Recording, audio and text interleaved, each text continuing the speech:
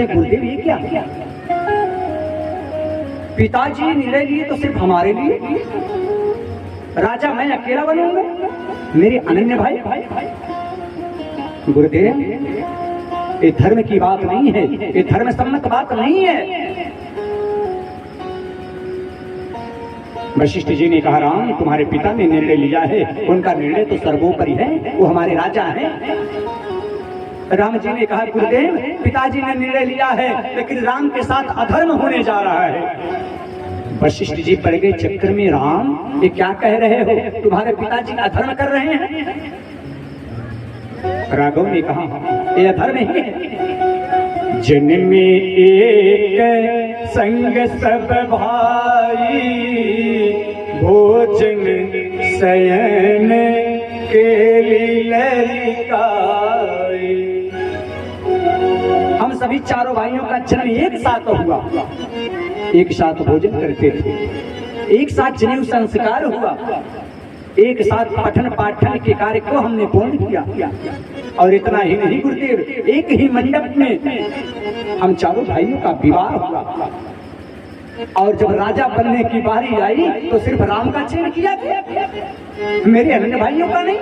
इसलिए गुरुदेव ये तो मेरे लिए अधर्म है। क्या राम ही इतना बड़ा भागा है जो अपने छोटे भाइयों का राज्य हड़प कर जाएगा? इसलिए गुरुदेव मैं राजा नहीं बनूंगा। वशिष्ठ जी समझाकर चल दिए और वशिष्ठ जी ने कहा राम करूं सब संजय में आजो, राम करो सब संजय में आजो, राम करूं सब संजय में आजो, राम करई सब संजय में आजो, जो भी कुशल निभाए। कहा महा आज पहली बार तेरे पास आया हूँ कुछ मांगने के लिए, क्या मैं तुझसे कुछ मांगूंगा तो तू मुझे देगी?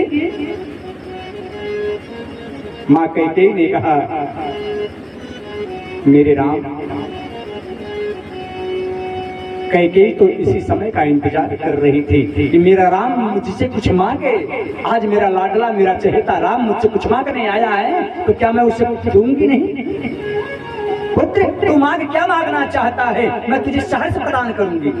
राम जी ने कहा माँ जो वस्तु मैं मांगने आया हूँ यदि वो वस्तु तू मुझे प्रदान कर देगी तो हो सकता है तेरा जाया भरत तुझे जीवन में कभी मां ना कहे। कैकेयी माँ ने कहा राम भरत माँ कहे या ना कहे कैकेयी के लिए कोई दिक्कत नहीं, कोई प्रभाव नहीं पड़ता, पर मेरा राम तो मुझे माँ कहेगा ना।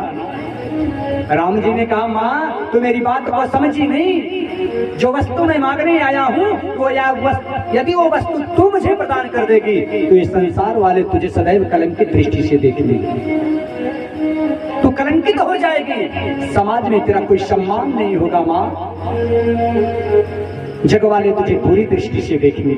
कैकेयी माँ ने कहा पहेलियां क्यों बुझा रहा है, तुझे जो कहना है साफ साफ कह, क्या मांगना चाहता है? तब अंत में मेरे राहुल सरकार ने हाथ जोड़ा और कहा माँ अंतिम बार विचार कर ले, जो मैं तुझसे मांगने आया हूँ ना यदि वो वस्तु तू मुझे प्रदान कर देगी तो हो सकता है तेरा सुहाग उजड़ जाए, तेरे हाथ के मेहंदी महावर तेरी विधियां उजड़ जाए, तू विधवा हो जाए माँ।